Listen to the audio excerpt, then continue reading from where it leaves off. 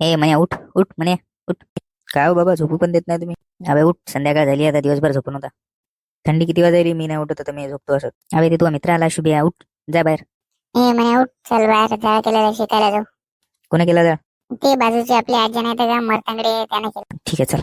हो बाबा येतो आम्ही, आता जातो दोघं जण बाहेर फिरायला. या ठीक आहे, जा आपण मस्ती करू नका. ठीक आहे का, येतो आम्ही दोघं जण आता बाहेर फिरू. बाहेर किती थंडी वाजायली बे, काय आला मला बोलवायला? कारण मला थंडी वाजायली होती ना, म्हणून मी तुला बोलवायला आलो.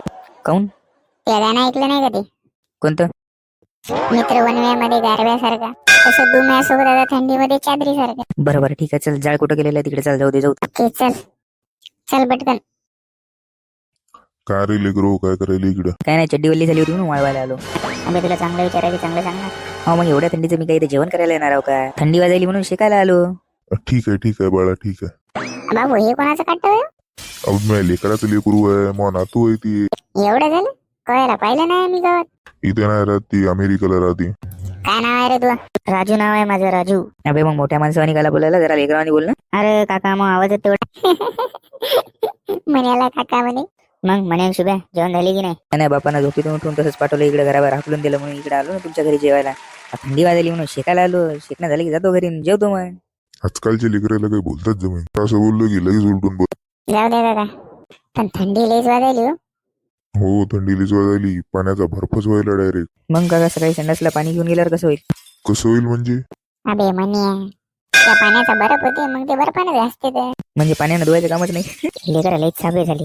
बापू मला माहिती नव्हतं तुम्ही बर्फाने घासता ती. अबे चुप, मला तर भाऊ कष्ट की तू माझ्या पोराचं पोरग वस की दुसऱ्याचं वसती. काय रे फेकूजन, या वर्षी थंडी लीच वाढली पण. काही नाही, तिकडे जम्मू काश्मीरला खूप बर्फ पडायला ना, म्हणून इकडे थंडी वाढली. चला ना मग बापू, आपण पण जाऊ जम्मू काश्मीरला. घरून साखर घेऊन जाऊन तिकडे बम मस्त बर्फाचे गोळे करून खाऊ. अबे येड्या खोपडीच्या, तिकडे तेवढ्या थंडीत मरून जाशील. अच्छा, तुम्हाला कसं माहिती त्याची खोपडी येडी आहे म्हणून? अबे मोवाचा नातू आहे न ते, मला माहितच असणार आहे ना. शुभिया म्हातारा पण येडा आहे. काय म्हणलं रे त्याच्या कानात आता तू? काय नाही असंच सांगायला होतं घरी चाल म्हणून. काय रे बाळा, काय काम करतो तू? काही नाही, खातो ना हात. चांगला झागरा असेल म्हणून तू. ए मोना तू आहे ते, काय म्हणू नको त्याला. काय म्हणू नको म्हणजे? हाग्याच म्हणणार ना, दुसरं काय म्हणणार? अरे बाळा, चांगलं बोलायचं जरा असं. हे पाय शुभिया, हे याचं पोरग 4 लेकराची माय पळून घेऊन गेलं आणि आपल्याला ज्ञान शिकवायला. अबे मग पोरग तरी 4 लेकराची माय घेऊन गेलं, तुम्हाला 1 लेकराची तरी भेटते का ती पाहणं? आम्हाला लेकर झालेली नकोच आहे ना, आम्हाला फ्रेश माल पाहिजे, फ्रेश. अबे फोकणीचे हो, तुमच्या मागे लागण्यात फायदा नाही, जातो मी घरी. जा उठ, बरोबर उठ. हो चाललो. काउंट रे लेकरो, त्याला कोण पळवलं? राज्य उभरावर पाय दुखायली होती, बसायला जागा नव्हती म्हणून त्याला उठवलं. आता मस्त जमलं, दोघायला लाकडं भेटले आपल्याला बसायला. मी कसं बसू आता? तू आज्याला उठवतो आता, मग बस. अबे मयाच जाळ केला आणि मलाच उठवायली का तुम्ही? हा उठा पळा. चल रे शुभिया, चल जाऊ दे, बस झालं शिकणं, घरी जाऊन जेवण करून मोठून झोपू आता. बरं जेवायचं तर समजलं, पण मोठून झोपायचं काय शॉट? अहो तुम्हाला माहित नाही का दोघांना पण काय संध्याकाळी झोपायच्या आधी शिकल्यानंतर, संध्याकाळी झोपल्यानंतर मनोज चिड्डीत मुतते, म्हणून ती म्हणे काका सांगायची मधून झोपू म्हणून.